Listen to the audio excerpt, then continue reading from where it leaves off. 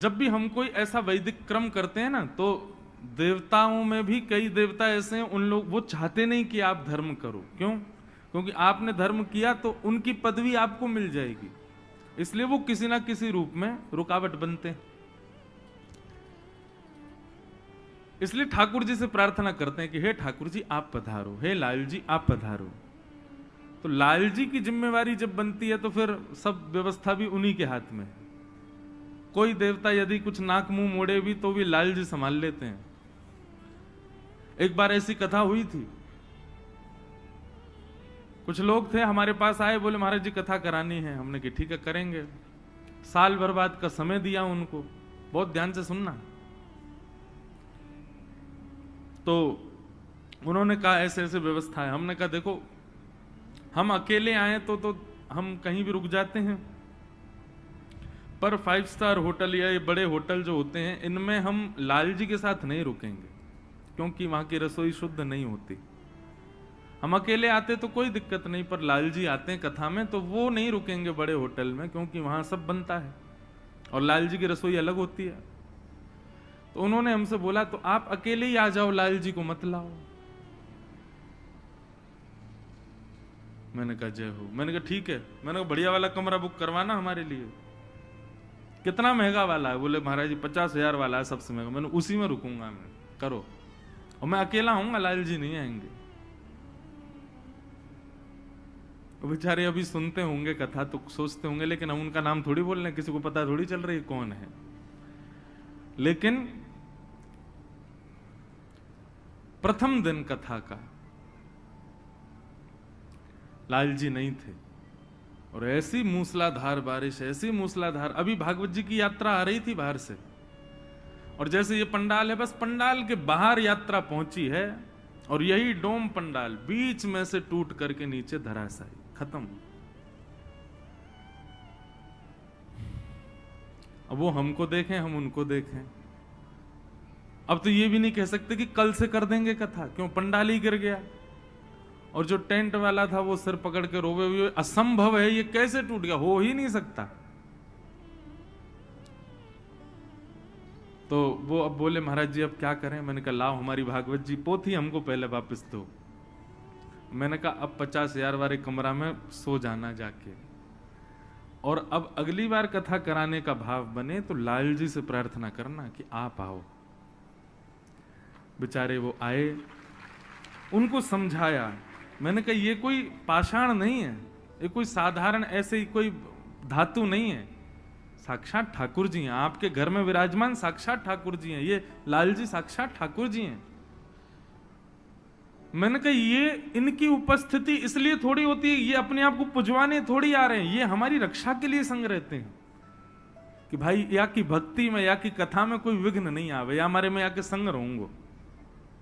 और मैंने कहा आपने उन्हीं को ही कह दिया कि आप अकेले आ जाओ, उनको मत लाओ। महाभारत युद्ध में अर्जुन के साथ कृष्ण नहीं होते, क्या पांडव उस विशाल सेना को पार कर पाते कौरवों की? केवल श्री कृष्ण साथ थे, इसलिए पांडवों ने उस विशाल कौरवों की सेना को ऐसे पार कर लिया जैसे कोई गाय के खुर का गड्ढा। तो हमने इनसे प्रार्थना की। मैंने कहा आप लाल जी से प्रार्थना करो कि आप पधारो, और लाल जी से इन्होंने प्रार्थना की। इस तिथि में कहीं और कथा थी, वो कथा थोड़ी आगे पीछे हो गई, अपने आप ही कुछ क्रम बन गया। ये तिथि खाली हुई और मंडदीप हम आ गए, और हम आ गए नहीं, लाल जी आ गए। श्री गिरधर लाल जी पधारे। फिर कल इन्होंने से वही कहा हमसे, बोले महाराज जी लाल जी कथा में आ जाए। मैंने कहा भैया लाल जी कथा में, मैंने उनसे ही कहो। तो जब कथा में आ रहा था मैं यहाँ, उससे पहले आए मेरे पास, बोले महाराज जी क्या करना? मैंने कहा ठीक करो व्यवस्था, आएंगे। लाल जी पधारे। तो श्री लाल जी ठाकुर जी, बंधुओं विश्वास। मीराबाई की भक्ति में केवल एक चीज थी, विश्वास। इतना भरोसा था उनको ठाकुर जी के ऊपर कि विष भी ये मान करके पी गई कि ठाकुर जी के चरणामृत है। कालकूट विष जिसकी सुगंधी लेने पर मृत्यु हो जाए, उस कालकूट विष से भी मीराबाई को कुछ नहीं हुआ, केवल और केवल विश्वास। भक्ति में 3 चीज की आवश्यकता है, विश्वास, संबंध और समर्पण। ये 3 अति आवश्यक हैं। सबसे प्रथम तो विश्वास ठाकुर जी के प्रति। सूरदास जी महाराज कहते हैं, कलयुग में केवल एक ही उपाय है भगवत प्राप्ति का। सूरदास जी कहते हैं, मैं बिना नेत्र का सूरदास तुमसे कह रहा हूं, इस उपाय के अलावा कोई और उपाय नहीं है भगवत प्राप्ति का। बोले क्या? भरोसो दृढ़ इन चरणन केरो, भरोसो दृढ़ इन चरणन केरो। भरोसा, विश्वास।